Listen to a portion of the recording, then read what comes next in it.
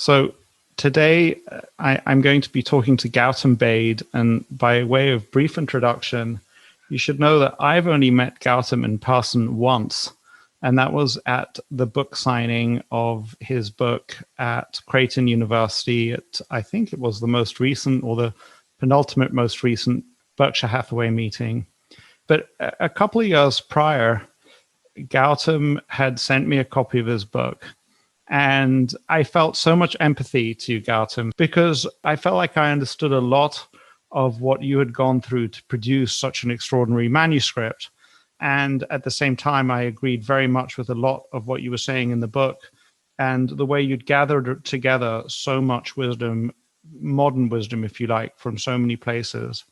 And then what happened to me is that I was inspired to write something for the book.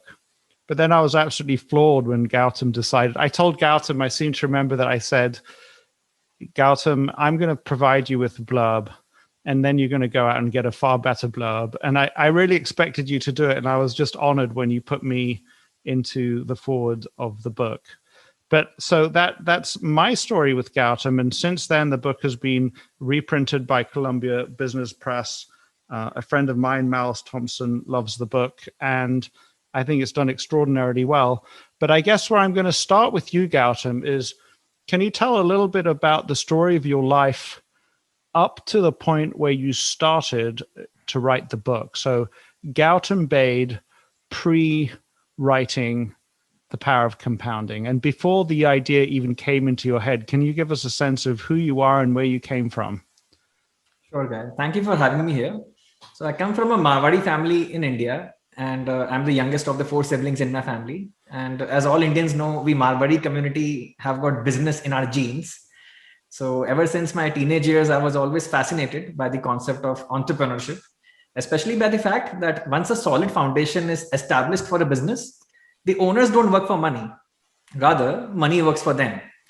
I did my graduation in commerce with a specialization in accountancy. So pursuing higher studies in the field of finance seemed like a natural extension. So I did my MBA in finance from Nirma University, Ahmedabad, India. And I did my MS in finance from ICFI University, Hyderabad, India. Later on, I also went on to obtain my CFA charter from the CFA Institute, US. After completing my MBA program, I got a campus placement with Citibank as an investment banking analyst at their Mumbai, India office, where I worked for 3 years. And from there on, I joined Deutsche Bank as a senior analyst in their investment banking team, wherein I worked for 4 years at their Mumbai, London, and Hong Kong offices. Now, so I need you to pause just a second. Sorry. Thank you so much. This is great. But I just want to rewind. Do I understand that you grew up in Ahmedabad? I grew up in Kolkata, in East India. Kolkata. Okay. You studied in Ahmedabad. Just take a moment. It's only because I've traveled to India multiple times that I understood the word Marwari. But for those of our listeners who are not Marwaris, they need to understand what this is about. And perhaps you can explain a little bit about what it means to be a Marwari in India. So basically in India, there are 2 particular communities, the Marwadis and the Gujaratis, who are very prominent and well known for establishing businesses and going down the route of entrepreneurship.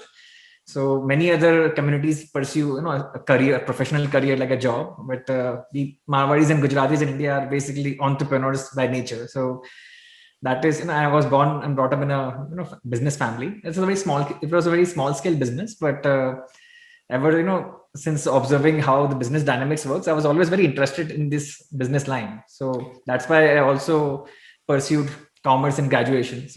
And the listener needs to know that I met your father at the time that there was the book signing taking place, and never has there been a prouder dad.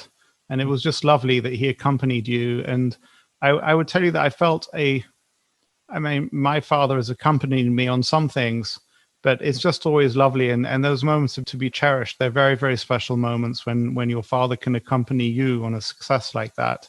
And I know that you'd gone on from this, but can you tell me and the listener a little bit about your decision to come to the United States? I mean, you'd now studied 2 degrees in India, and India is a burgeoning place.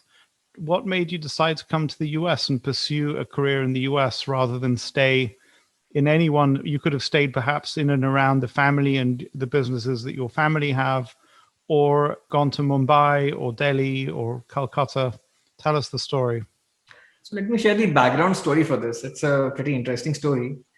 So let me start with how I got started in the stock market in the first place, because that has got the main connection to me coming to the US. So just like most individuals get their beginning in the stock markets, even I was pulled into the stock market out of sheer greed during the final euphoric phases of a bull market. In my case, it was the 2003 to 2007 bull market in India. I still remember I had invested in a mutual fund called Reliance Power Sector Mutual Fund and a stock named Ispat Steel and Power, because both of them were in the hot and fancied sectors of power and steel at the time. And both those investments had sharply appreciated in the most recent period. So I just engaged in blind extrapolation of the recent price trends in them and just did not pay any heed to their business models or valuations. And I got sucked in. And vividness and recency biases are very powerful but highly costly behavioral mistakes. Both those investments of mine crashed 70 to 80% within 12 to 18 months of my purchase. And I had successfully gained my admission into the stock markets by paying my admission fee. Despite this bad initial experience, my interest about the stock markets always remained very high all throughout the first 7 years of my investment banking career. And one fine day, I came to this big realization that, hey, we just had this one short life to live our dreams, and I did not want to waste any further time doing something that I was not really truly passionate about. I was earning good money as an investment banking analyst in India, but I was not getting that job satisfaction. I was not really happy during those 14, 15 hours I'd work every day. It was more like just doing a mechanical kind of work. So I was so keen for a career shift that in May 2015, I relocated to the United States without any job in hand. One of my relatives who's a US citizen, he sponsored my green card. And I was under the impression that since I'm a CFA charter holder, I'm like the master of the universe in the world of finance. I'll easily get a stock market job because this particular degree is highly valued in the investment management industry. But alas, as you know, life is not a bed of roses for those trying to carve their own destiny. I got rejected in my first 3 stock market job interviews in the first 6 months in the US. And at the same time, I kept declining all investment banking job interviews that came my way. Even though they would have offered very high dollar salaries, I was refusing them.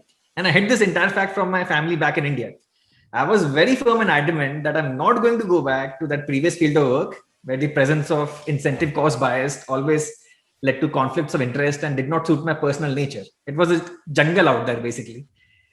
And during those first 6 months, I also ran out of whatever little money I'd brought with me from India. And to take care of my living expenses in the US, I took up a minimum wage job as a front desk clerk at a hotel in San Francisco, where I worked for 15 months in the graveyard shift. Now, for the uninitiated, the graveyard shift refers to the shift which runs from 11 p.m. at night to 7 a.m. in the morning. Even though it was a big challenge for me intellectually, emotionally, physically, but in hindsight, I really highly value those days of my life because for the first time since the beginning of my corporate career and those 7 long busy years, I finally got some time for myself to read and learn. And this was the phase in my life during which I was laying down the building blocks for compounding in my life. So hold on a second, because I've got questions that I realize I'm not going to get. If we don't go back to them now, I won't be able to. So you applied for 3 jobs in investing and failed to get all 3. Now I identify a lot with that because, where my book starts is where I'm failing everywhere to get jobs. And in my case, I was in the US with a great degree, but I trashed my resume by going to work for the wrong place. Do you remember the names of the places that rejected you? I cannot recall them off the top of my head, but all 3 were in San Francisco. That much I remember. But you were crashing and burning, basically. And yeah, so you got sponsored for a green card and you moved to San Francisco. Is that right? Yes. Yeah. And so that's also, it's the middle of the tech boom. Silicon Valley's been going through a tech boom for quite a while, but so you weren't tempted in any way, shape or form to get involved. You knew that you were headed for something stock market related. I wanted to get on the buy side, basically. So yeah. even though it was very tempting, all those 6-figure dollar salaries which were being offered in those investment banking job interviews here, the thing is, I was so clear in my mind that I'm not going to go back to that particular line of work. Then what was the point of coming all the way to the US? I was under the impression that since I'm a CFA charter holder, I'll easily get a stock market job. That is what I want to do in life. I was very clear. And so you take a job on this graveyard shift at a hotel. Do you remember the name of the hotel by any chance? Yes, of course. How can I forget? It was those were the defining moments of my life. So it was 4 Points by Sheraton and Yeah. near the San Francisco Bay Bridge. Hilarious. And just to get some context, so so just to understand at this point, because you started talking about the building blocks of compounding, and I'm curious to know if at this point you've even heard about Warren Buffett, or that's still to come in the story. No, I had heard about him. In fact, in my book, I've written about it as well, that I discovered Warren Buffett and value investing in late 2013. So bring us to Summit Global Investors and the inception of your book. Yes. So like I said, those 15 months at the hotel was, where I actually laid down the building blocks for compounding in my life. So the pace of work during late night to early morning at the hotel was pretty slow. And I made full use of the free time to read up every single blog article published from beginning till date on blogs like Janav WordPress, Safal Niveshak, Fundu Professor, Basic Investing, and Microcap Club, among others. And the passionate pursuit of lifelong learning had begun. Now, here I would like to just take a few moments to talk about the power of passion. And that is the reason why I've written an entire chapter on the concept of passion in the book as well. So every night during those 15 months, I remember every single night I used to apply to a minimum of 3 stock market jobs online. So if you just do the simple math, over 15 months, I had applied to more than 1,300 jobs. I had submitted more than 1,300 job applications. Now, as you know, Guy, every time we take out the time to fill up the application, attach a resume, and single time that we click on the submit button, there is so much hope attached behind every single submission. To face rejections 1,300 times and still keep on going is only and only possible if you're absolutely obsessed or passionate, like I call it, about what you want to do in life, and absolutely sincerely dedicated. So I want to just pause there and do something that John Lee Dumas of Entrepreneur and Fire does, because Gautam has just given you a value bomb. Value bomb is, in my words, would be that if you found your passion, you'll be able to get through all difficulties and all rejections and all failures. But that only happens when you've found your passion. If it's not your passion, those things will get in the way. Have I expressed that right? Yes, you have. In fact, it's only when you discover your calling in life, that is when you can actually go the full mile, go the full distance and do these things. Because during those 15 months, a lot of people in India from within family and friends as well had written me off saying that you have just destroyed your good career. You were earning so much money and doing so well. People tend to confuse having a satisfying career with money. After a certain stage in life, money matters less. There's the concept of diminishing marginal utility which comes in. And there are more meaningful things in life which take over. Gautam, were you already at that point when you were submitting those job applications? Had you already decided money's not the most important thing? It's pursuing a meaningful life that is the most important thing? Yes, that is what I said, right? So one fine day I just came to the realization that I just have this one short life, right? Yeah. Why not live it the way I want to live it? Why should I just be in a job just for the money? And do you mind if I ask how old were you at that point? So this was in 2015. So I was 31 at the time. Yep. Yeah. So people talk about in the circles that I moved in New York City, they talked about, quote, the number. So the number at which you don't have to worry about material things anymore. And for different people, the number is at different places. And most people don't get to that number at age 31 unless they've had some extraordinary event like an IPO of Uber or something. But you had gotten there at age 31, which is pretty incredible. You were already not willing to grind your life out doing something you didn't really believe in. But it's worth saying, and this is something that resonates with me a lot, is that you, in a certain way, even though you didn't have results, you were pursuing your passion with no results. You were pursuing your passion. And at the same time, you've got people, friends and family back home, who are kind of questioning what you're doing and they think you're mad. Because there's so much struggle, guys. So I used to live in a paying guest in a single small dingy room in San Francisco on the outskirts. And frankly, I was even then I was happy. People just didn't used to get it. I was still happy because I was finally pursuing what I wanted to pursue in life. Yeah. That is what people, and I'll tell you how I got. Also, I would like to share here how I actually got my calling. that this is what I want to do. So I still remember one fine night during the summer of 2016. It was a very stormy, rainy night, and I was in my room reading up a book called Tap Dancing to Work. It was, it's basically a collection of all the Fortune articles on Warren Buffett. And just after finishing the last chapter, I came to know that there was an updated edition of the book which contained one single additional chapter at the end about women empowerment. I basically came out of my home and went to the local bus stand, waited for more than an hour in the middle of the storm, got drenched in spite of using my umbrella.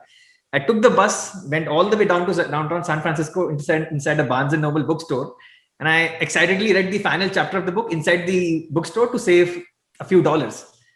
That is the night when I realized that I had found my calling in life. That was a magical moment for me. That I could not sleep that entire night because the moment of awakening had come finally for me. That this things makes me so excited. So to go out in a storm and just go all the way downtown just to read one final chapter on a particular person, I know I found my calling in life. So, but also I think that what you're describing to me are also the first steps in the hero's journey. And I don't know how much familiarity you have, or maybe somebody's just tuning into this. So Joseph Campbell talks about the hero's journey, which is kind of a basic plot line for so many movies and stories. And basically the hero goes on a journey, and that journey isn't a journey of individuation. It's one of adventure. They start learning things, and it's their journey. It's nobody else's journey. So what I'm sensing when you're telling me that is this is a point where you realize that you are on your own path. You're in the midst of creating the Gautam Bade of the future, who's not like anybody who's ever been before, so to speak. I'm describing what I felt when this stuff happened to me, is that you're kind of meeting your destiny in a certain way. Yes. You are no longer on a train track. You're no longer just some blank face. You are you. And when you become you, no hardship is too hard if you know you're on that path, basically. Absolutely true. And so I was talking about the power of passion. That is what this was all about. Now I would like to talk about something even more important. So hang on a second. Are you going to go to how? So we're still. So you talk about that thing, but just so you know, in our story, you're still working the graveyard shift. Yes. So you're going to bring us from there to Summit Global Investments. I'm about to connect what I'm about to speak. I was about to connect that only. So everything has got a connection. So basically, every single chapter of my book is a reflection of my life. Anyone who knows me personally knows that I've written every chapter from the heart because I've actually experienced every single thing. So what I've done is in every single chapter, I've included a personal experience on that particular topic. So that is, I think, what really appealed to the readers. Anyways, so one of my favorite chapters in the book is acknowledging the role of luck, chance, serendipity, and randomness. And those four things have always played a big role in various aspects of my life till date. One fine night during November 2016, while working at the hotel, I randomly clicked on the quick apply button on a particular job opening on LinkedIn. It was for the role of a portfolio manager, and I just randomly clicked on it just in the course of my routine daily online job search. And wonder of wonders, I got shortlisted for the interview, and that too for a senior role in an investment management firm, even though I had zero formal work experience in the stock market. And this was the phase in my life during which I was about to realize the power of compounding knowledge in action.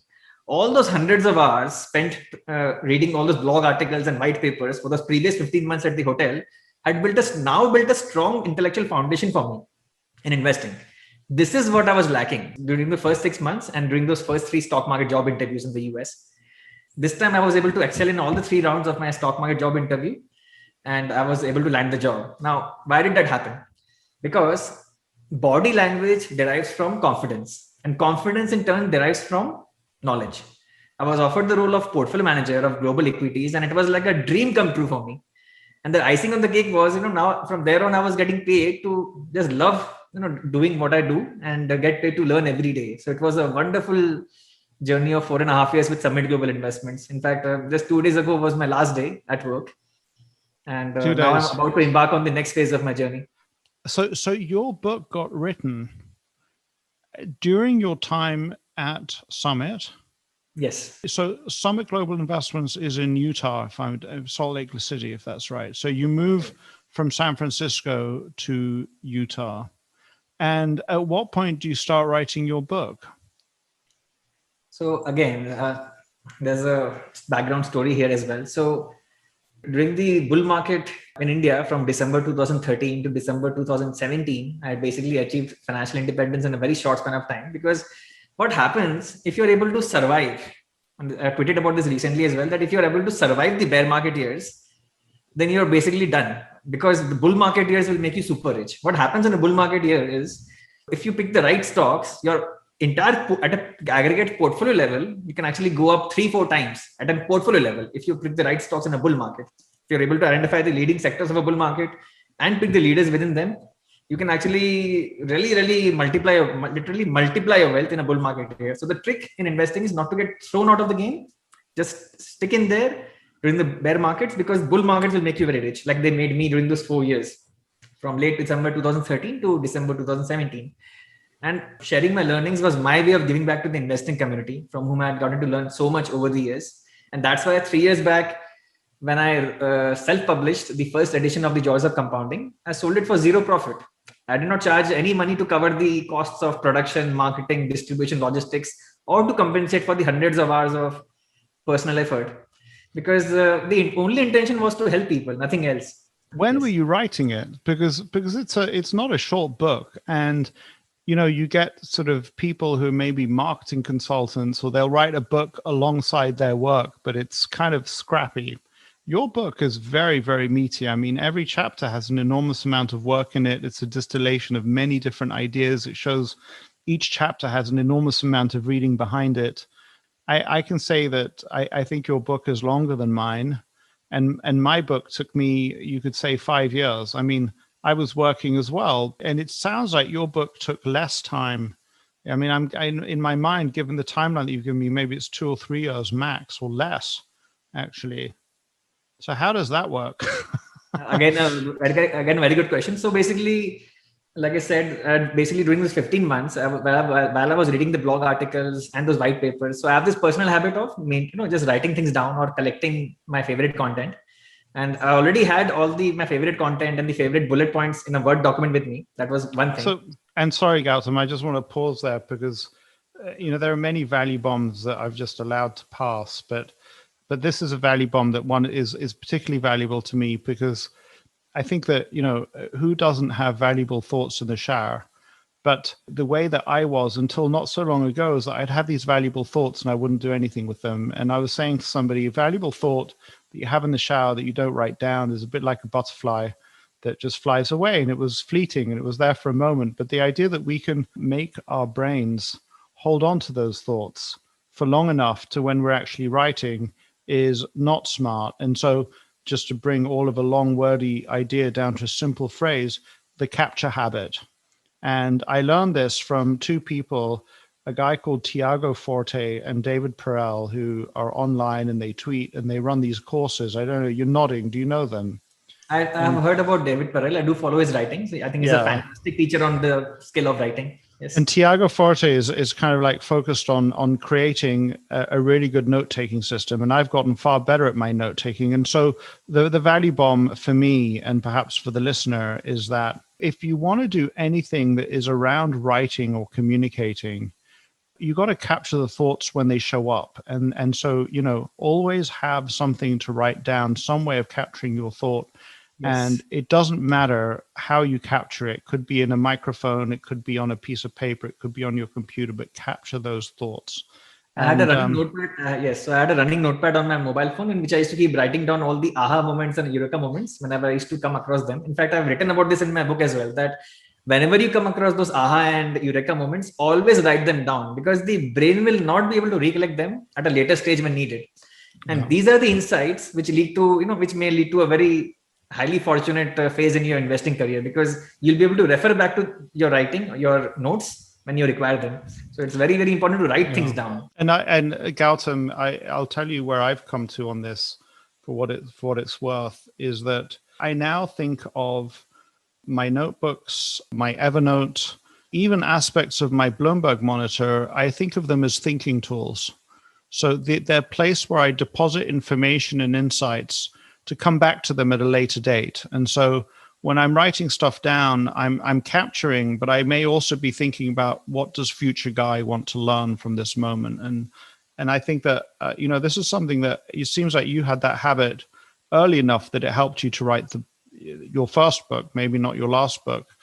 I did not have that habit, but now that I have it, I feel like I'm much more productive for myself. So you were collecting up these notes for a very long time already, is what I hear you saying. But at that time, I had no idea that I was going to write a book.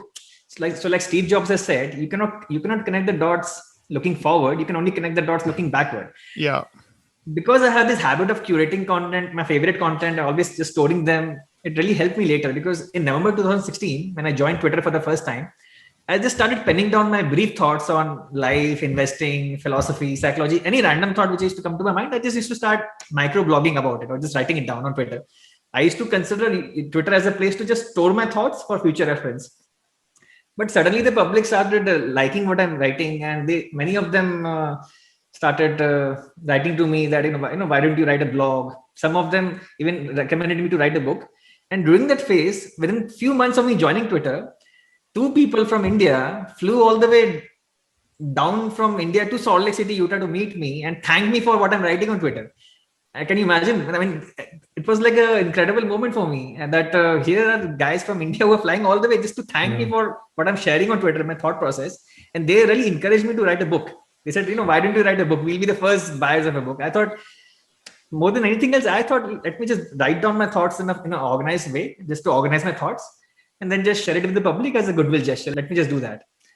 I never expected the book would become so popular, guys. Seriously. I mean, that time there was no idea what was about to happen in the future and how this book was going to change my life.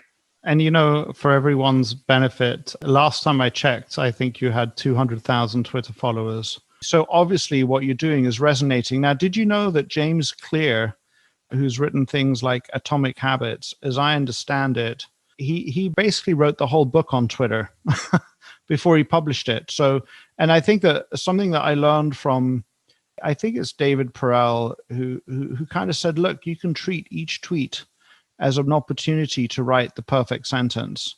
And there's an extraordinary discipline to writing tweets well, if you like. And I know it's fascinating because it's sort of like instant feedback.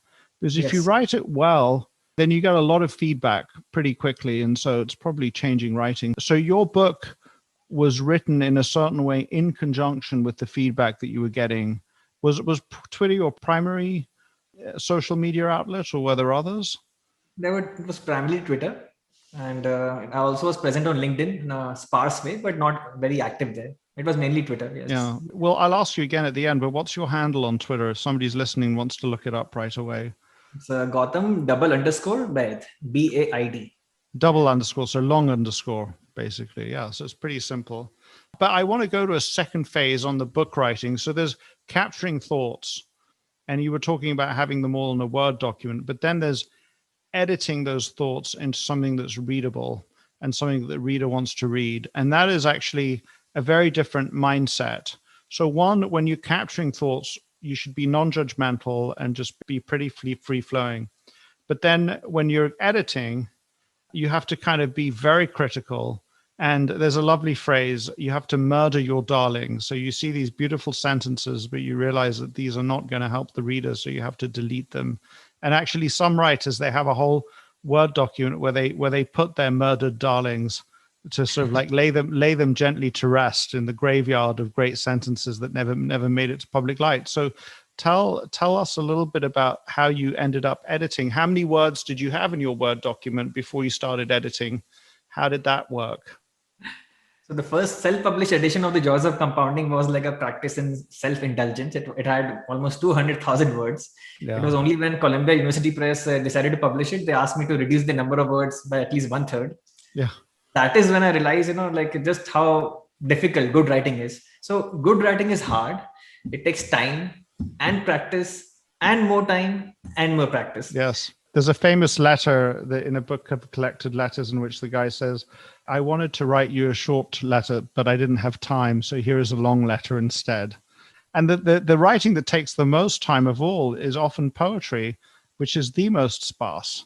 So yeah, writing in a way that's clear, removing all the extraneous stuff. I mean, I'm sure that that 1/3 that you removed was bitterly difficult, Yes, Gautam. yes. So basically, you have to delete all the words and sentences and paragraphs that are not necessary.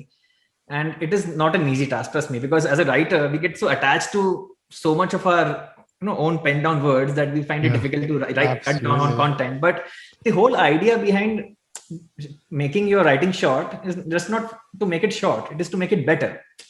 And you can only be able to delete the transitory stuff or the ephemeral stuff from your writing only if you're intellectually honest, humble, and sincere, and if you have got your reader's best interest in mind, and if you respect your reader's time. That is when you can actually go and just delete stuff that is not so as to say outstanding, basically what you do not consider as outstanding or adding a lot of value to the reader. All this I'm saying is from point of view of the reader. You just have to put yourself in the reader's shoe and think, is this content really adding value to me? So that is how you have to just be ruthless about editing content. It's not easy though. It's very, very No, difficult. it's not. And in my case, I had, I basically had three collaborators. I mean, I had Jessa Gamble initially, and she helped get my content out of me. I used to get up at 4 or 5 a.m. in the morning to write for an hour or two, and she would join me. I had my official editor. And then once the manuscript had been accepted, I was lucky enough to have William Green help me. I mean, he was more than an editor, because there were some chapters that he, he wrote, were completely rewritten through a kind of very intensive 3-month collaboration. What's my point to you is that I think that I would have found it very hard to murder my darlings myself. And I think that's why often people get editors, is the editors are far better at helping them focus. And I guess through the life of the book, you eventually did get an editor. The managing editor at Columbia University Press is Miles Thompson. Was he your editor? He was, and here I would like to add something very personal as an author, that editing is an exercise in humility, because unless you let go of your pride, you will never be able to shorten your writing and shorten the content. You have to let go of your pride and just completely devote yourself, give yourself up to the reader. That is the only dedicated approach to becoming a better writer. Yeah. And it's a pattern that just keeps on emerging in all sorts of different fields, that it's when you utterly dedicate yourself to a cause, let's say, that extraordinary rewards come in. I mean, two of my heroes, one is Gandhiji, who he's a towering figure, or Nelson Mandela, but it can then happen in small ways as well, when somebody who's a professional doctor dedicates themselves to the cause of healing people, that they truly become a shining example when the last bit of ego has been expunged. Of course, that last bit of ego is very, very difficult to expunge, because there's an element to writing a book that ends up being successful, as your book certainly is that, it inflates the ego. And, there's a whole, my experience was that, first of all, to have fans is kind of like, it's a fun experience. It's a pretty shallow experience, but people who just want to meet the author. And I found myself distracted also by activities that were kind of designed to promote the book more than they were designed to live a better life, if you like. And I'm curious to know how you've managed that since the book was published. It has been a very humbling experience, receiving so much admiration and respect from readers around the world. And I think the expectations have been set very high for future endeavors. And I hope to live up to their expectations. That is the whole idea with which now I've just embarked on the next new journey in my life. So let's get there. But before we get there, how did your employers at Summit Global Investments feel about your project? And did it help them at all? Did it help their business? No.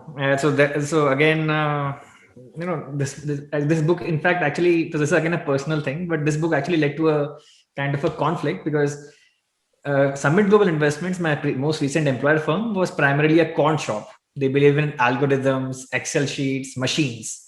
And value investing is, the complete antithesis of that. We value investors seek to exploit the biases in human behavior, right? So, and we don't actually, we try to avoid physics envy. So there was a clear conflict, a bit of a tension within the firm during my writing phase and as post the book's publication. But I think as long as stayed clear of any stock recommendations, they were fine in terms of compliance. But that is the time during which I realized that, okay, there is a bit of a conflict between the culture of the firm and my belief and philosophy and thought process, how I actually approach investing and how Wall Street quant firms approach investing. It's a completely two different worlds, basically. Thankfully, for those 4.5 years at Summit Global Investments, I was only in charge of fundamental research and fundamental analysis. So I had nothing to do with the quant side of the business. So that's why I used to really enjoy my work a lot. So I really had a good time there, and I really thank the company for helping me learn so much. It was a great team to work with. So you're about to start, but now I give you permission, Gautam, to give us the segue into this next phase of your life. Perhaps you can tell a little bit about the story of how that came about and what you're about to embark on, which, just for the listeners' sake, I know we spent about 20 or 30 seconds talking about this before the recording started. So blast away, Gautam. What's next? So the joys of compounding, has become an international bestseller in 5 countries. And it has also got me on the radar of Silicon Valley here in America.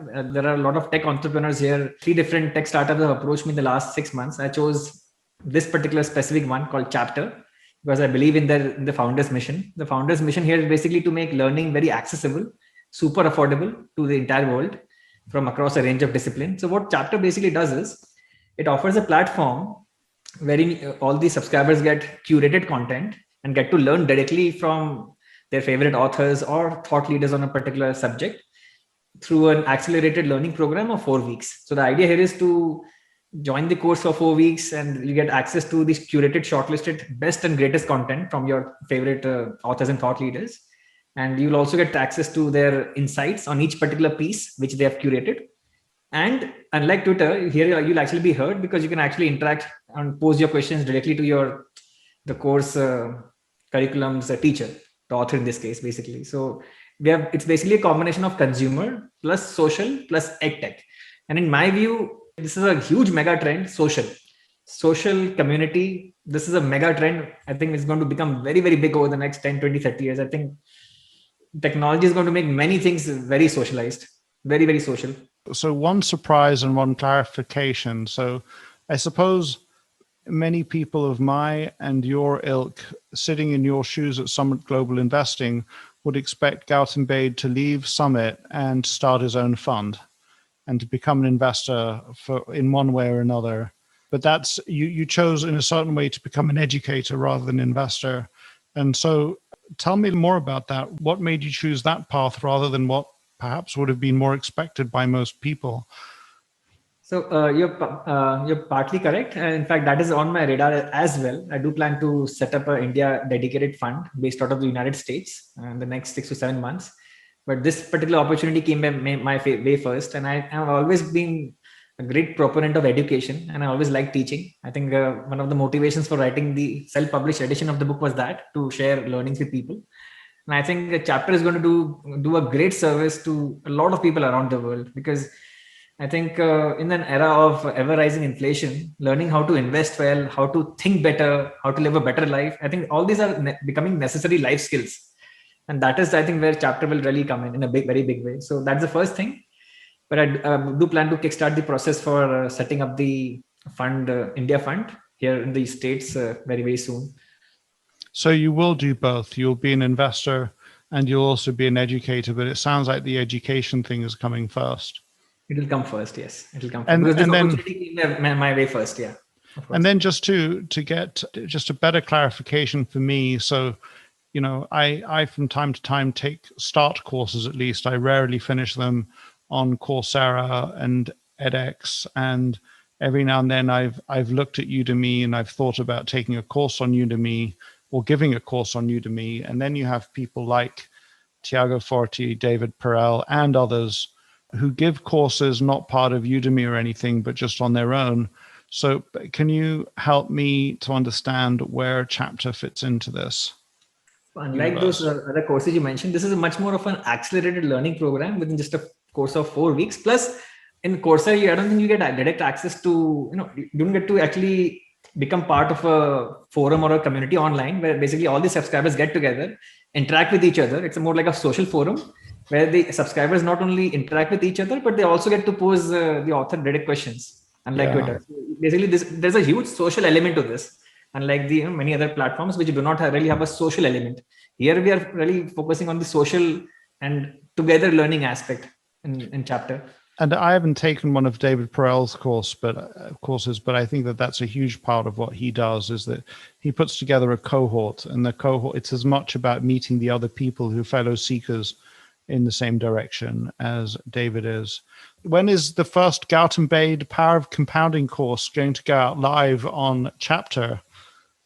So we are, the platform will be going live and it will be open for subscriptions from tomorrow. The course titled Discipline of Investing begins on 30th August. So it will be for 4 weeks from the 30th of August. So basically subscribers can choose any month of the year which they want to enroll themselves for this 4-week course. And that's basically how it will operate on a monthly basis. You did the power of investing rather than the power of compounding, out of curiosity. Investing, yes. The discipline of investing. The Joys of Compounding basically talks about many things. It's a very exhaustive book. Talks about philosophy, psychology, history, investing. I mean, investing is just one single piece. Yeah. But what I really wanted to do was democratize access to information and provide very high quality, specialized knowledge on investing, long-term, high quality investing. So that is, I think there's a dire need for a course like that. We don't have a very high quality, dedicated course like this available online today, specifically dedicated to value investing. Personally, I feel many people still have value investing all wrong, because many of them read Benjamin Graham's Security Analysis and The Intelligent Investor, forgetting that Graham wrote those books against the background of the Great Depression. What the Intelligent Investor should be used for is to develop the steely resolve and the temperament to become a good investor. But in today's times, you cannot rely on those mathematical formulas to pick stocks, because then you'll end up entering into value traps. That is what happens in the era of information dissemination through the internet. All those cheap stocks are cheap for a reason. Expensive is expensive for a reason. Cheap is cheap for a reason. And every high P stock is not necessarily expensive, and every low P stock is not necessarily cheap.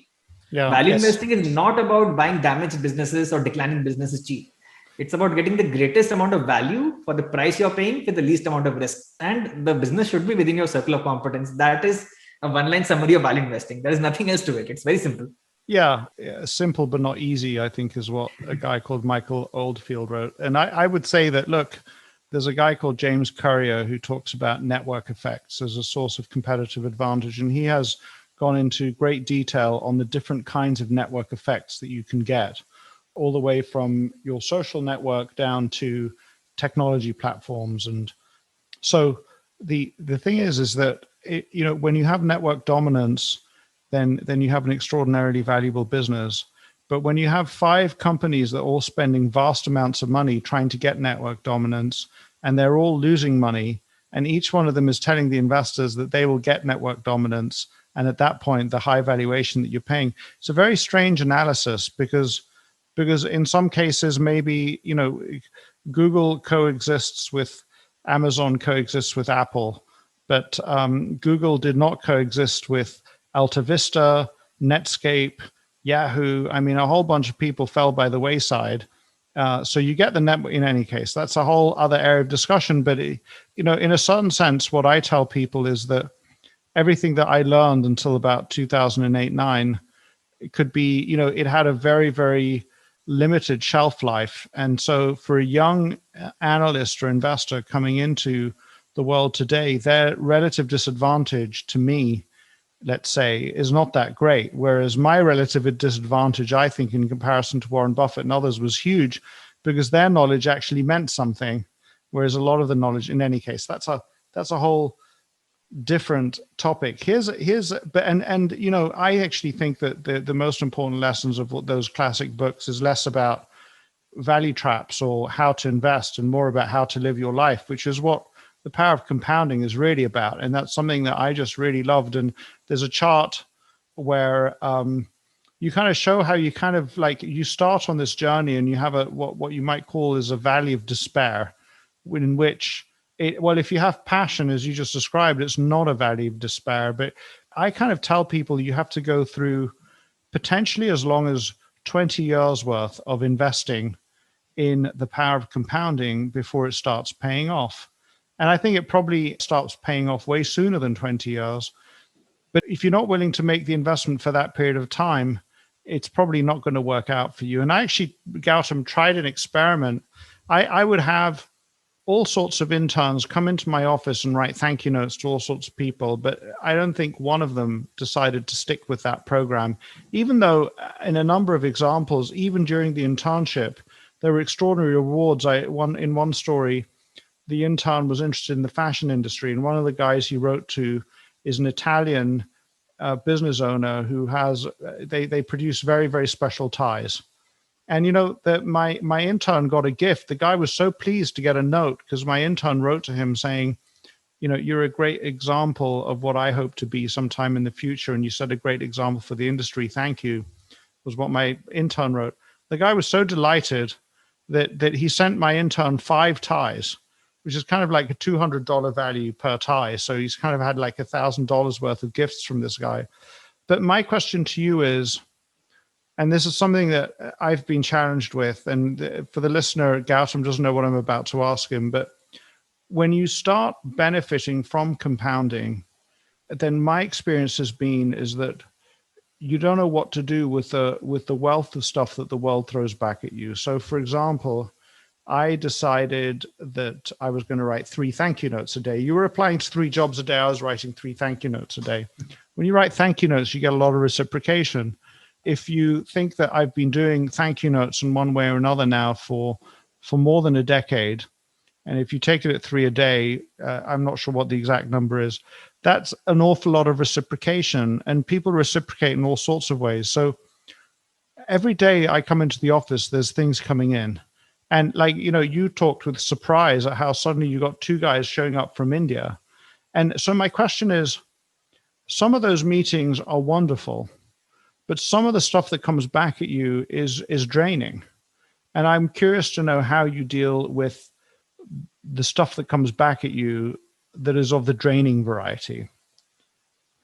So the main thing to do with the draining aspect is primarily high expectations. I think people have got very, very high expectations, and you have to act as a kind of a moral exemplar for them, because I need to walk the talk. If I'm writing about living life as per the inner scorecard in my book and living up to very high standards in the book, then I have to actually follow it in real life, because people in the nothing is hidden from people now. I mean, you cannot just fake it anymore. You have to be true to yourself and live a life aligned with your value system.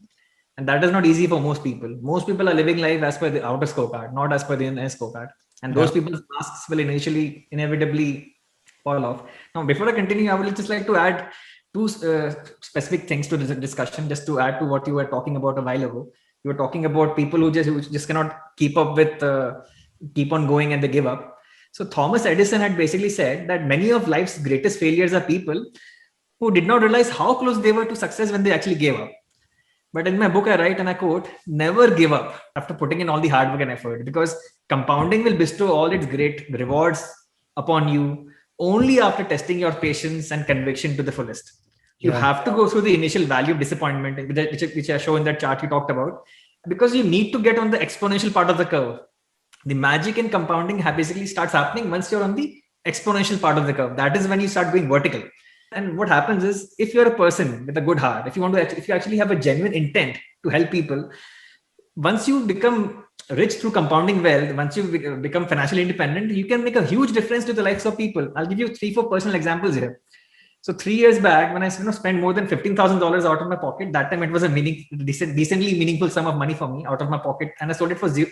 I was able to afford to sell the book for 0 profit because I was already financially independent through the power of compounding wealth. That's number 1. Number 2, when Columbia Business University Publishing and me were signing the agreement, I myself told them, just minimize my royalties. Now, I don't know which authors do that. I myself told them, just try to crush down my royalty per book, because I want to make it as affordable as possible. When Columbia University Press out-licensed the book publishing rights to HarperCollins India, what happened last year was, when the hardcover was being released in India, it was being sold at a very expensive price by Indian standards, the hardcover. So I basically started coordinating between HarperCollins in India and the local printing house in India and the Columbia University Press editors here, that why don't you out-license your rights to HarperCollins India to make the book super affordable. So from an initial price of $28 in India, the paperback now costs just $4 a copy. I simply told HarperCollins, give me 0 royalty. I don't even want any single penny of royalty from you. Just make sure that the book is between $4 and $5, because I am here to democratize knowledge. I'm not here for I'm not even doing this for the money anymore. By God's grace, I have enough. And in the last few years, whenever I've been invited by corporates like Qualcomm, Intel Corporation, Adobe Systems to the campuses to give talk to their employees, I often tell them one important thing, that many of you guys in the audience may be earning more money than me, but you will never have what I already have, which is enough. I've defined my enough in life, and now I'm very content. Contentment and peace of mind is the ultimate status symbol, the ultimate wealth, guy. I'm telling you, that is the ultimate form of wealth. Being content with what you have in life. You know that you've just, I don't know if you probably have the book on your shelf behind you, the book by John Bogle called Enough. I've read that book. It's not on my bookshelf, but I've read it. It's in that he narrates about this incident at a party, and that is where that entire story comes from. Even in chapter, basically, for this 4-week course, I could have easily charged hundreds of dollars. Given many people do respect my views, but I just priced it so ridiculously low. It's a $40 course.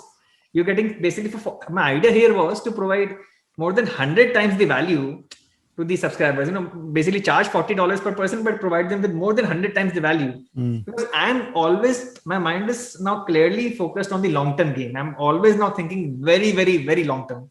Everything that I do in life, I'm thinking long-term, long-term, long-term. I'm looking at positive win-win games. I'm looking at win-win relationships. And this is the greatest learning which I've taken away from the Berkshire Hathaway meetings and from Buffett and Munger and people like you and Monish and other people, that when you help others unconditionally, what happens is the universe works in such a way so as to come back and reward you back multiple times over. It's a magic, but many people just don't believe in this because it takes time. People don't have the patience. Gautam, I can tell you that happened with me with your book. So I saw somebody that I'd never heard of before had written a book, and I took the time to write a blurb.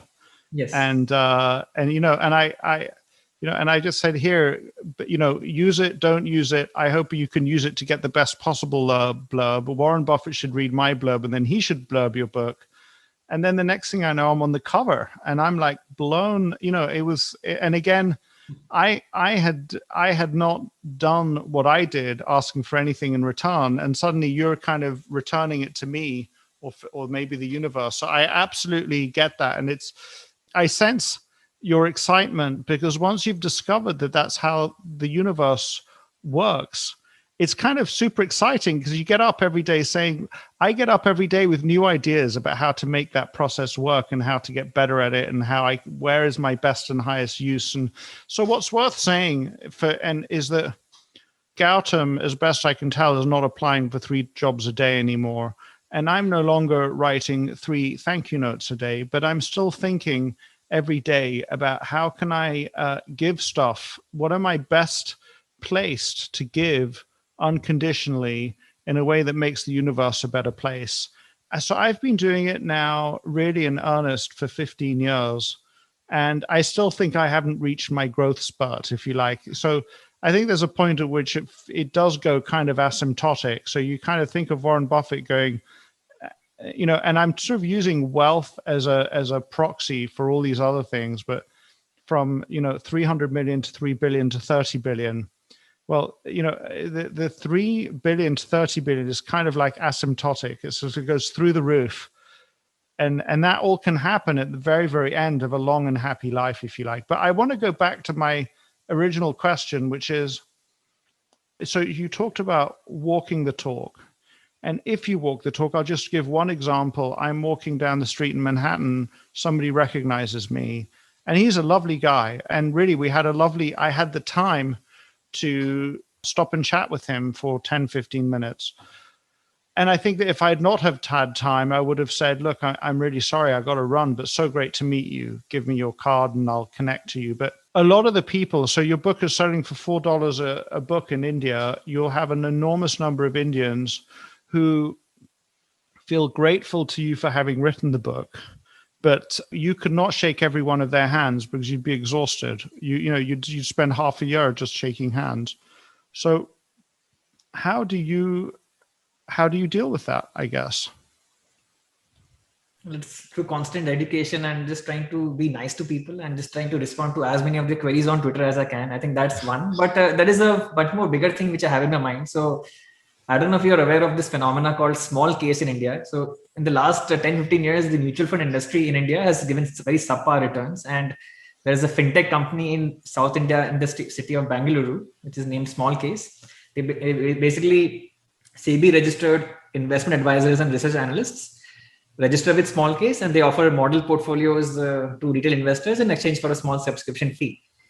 And I think that is also, if you just are able to provide that model portfolio service at a very reasonable fee, that's also, I think, a very good way to uplift a lot of people out of their middle class status to a more prosperous status. And that is also something which I'm working on right now. I've already applied with SEBI in India for the license. So if that comes about, I do want to get into that particular service as well and help a lot of people, because ever since the book got published in India, in the last 6 months, it's sold more than it's touching almost 30,000 copies in just 6 months. Yeah.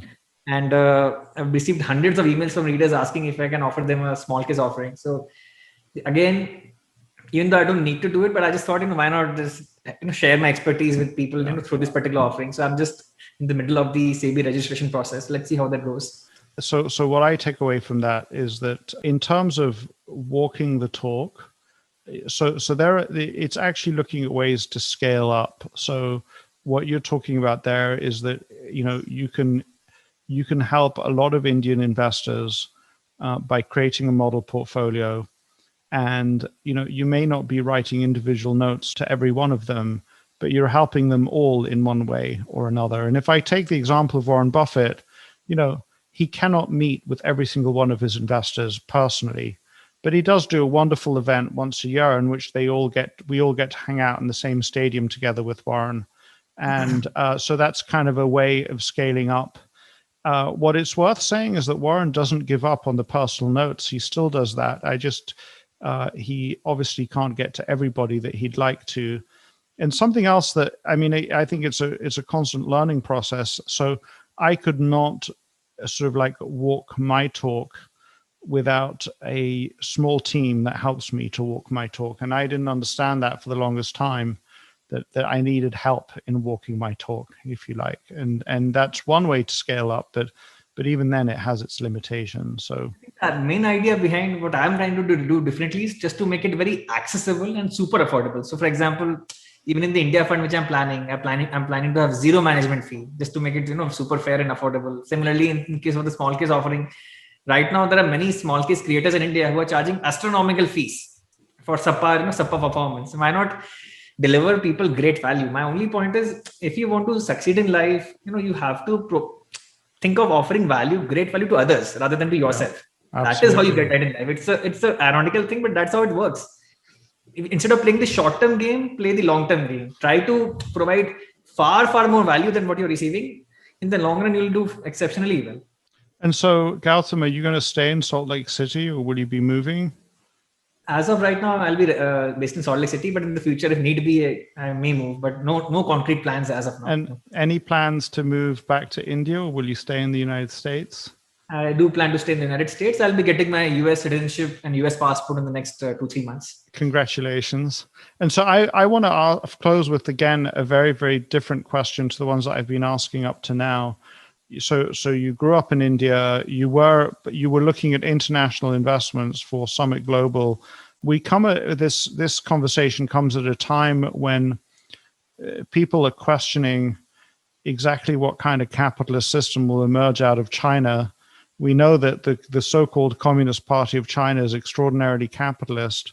We've also learned, so in the recent weeks, the for-profit education industry, or the tutoring industry in China, has been quite badly hit, basically because of edicts coming from senior levels in the Chinese Communist Party. And I guess I'd love to hear, just for the fun of it, and it's dangerous, I know, because this content is likely not to stand the test of time because the world changes. But can you give the perspective of an Indian who's grown up in India, living in the United States? Where do you think China goes from an investment perspective and being investable? I think the short term looks very turbulent. As you rightly said, they have basically turned all the for-profit education companies into non-profit in order to democratize and access to education and make it super affordable. At the same time, if you see what they did with the founder of Alibaba and with Ant Financial IPO, it's very clear that China is trying to control the access to data. All these fintech companies in China have got large amounts of consumer data, And in China, basically, I think the government doesn't really want to democratize the access, the control, or rather allow the huge control of data in the hands of a few select corporations. And that is why you have seen stocks, great stocks like Tencent, Alibaba getting derated. Great franchises, great businesses, great business models. We know about Alipay, we know about Ali Cloud, we know about Tencent Music. But we just saw recently what happened. Tencent Music, I think, just put some fundraising plans on hold, just abruptly. That is what happens. In the short term, market is driven by sentiment, and right now sentiment is very badly damaged. Even though the stocks have become very attractive from a long term perspective, in the short term, sentiment has been badly damaged, and that's why these great business models are getting derated very sharply in this Chinese markets.